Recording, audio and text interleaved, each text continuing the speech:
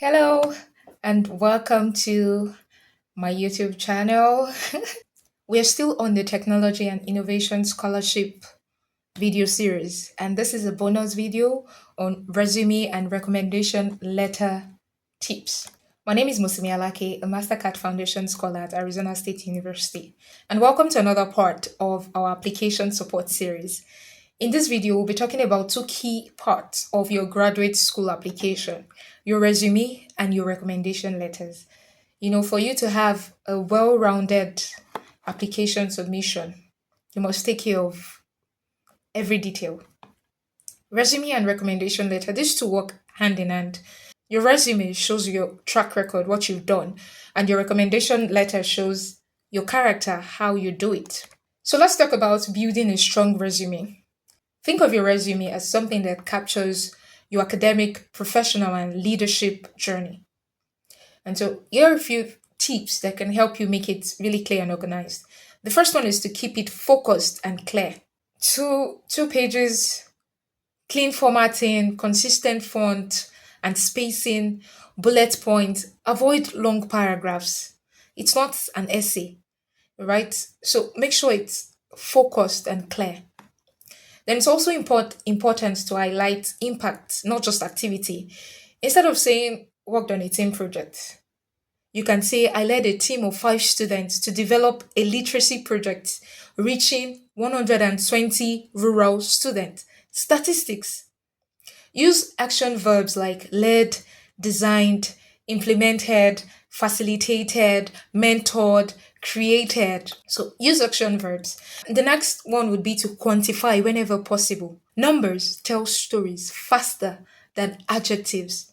For example, you say, I organized 3 community cleanup campaigns, engaging 200 youth volunteers. It's also important to tailor your resume to the program. Say, for instance, you're applying for a learning design technology program. Emphasize related projects, coursework, or volunteering experience that connects directly to that field. Include leadership and service in your resume. Graduate programs, especially Mastercard Foundation partner programs, they look for change makers, people who serve. So talk about leadership. Have you served in the student body at your school? Did you mentor students in their first year while you were in your final year? Talk about these things. Include your volunteer experience, initiatives, community leadership, even if they weren't formal jobs. Talk about them. And finally, proofread. I cannot overemphasize this.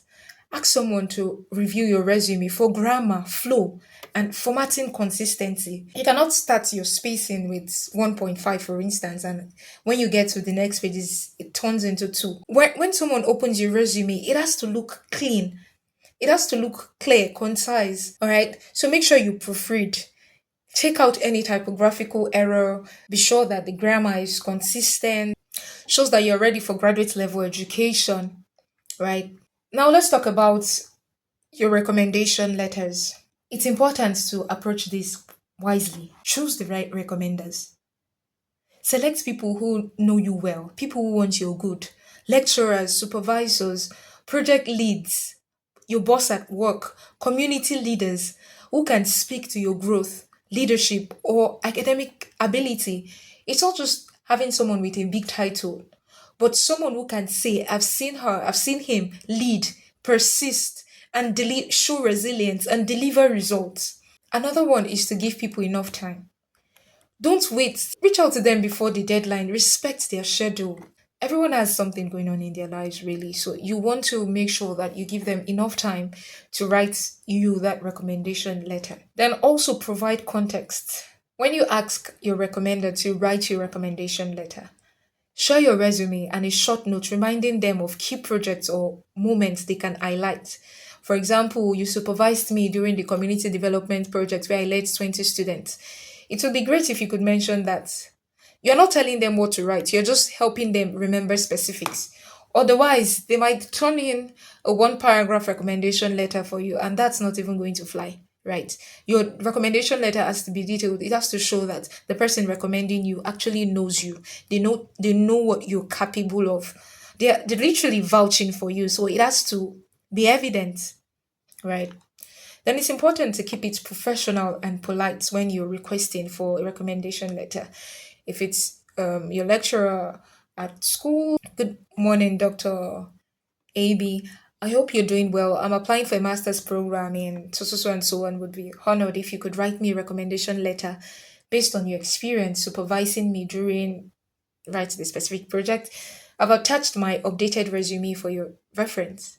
Then if after a week you've not heard back, follow up with gratitude, follow up gently. Then another important tip, though you just need one recommender for your scholarship application, but when you're applying to the school, you're going to need three recommenders. Diversify your recommenders as much as possible. Ideally, you should have one or two academic recommenders and then a professional recommender and a community-based recommender.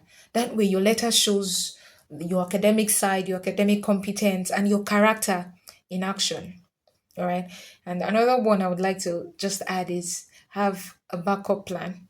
In case your recommender doesn't show up for you, have someone else that you can use as a recommender, just so you stay safe.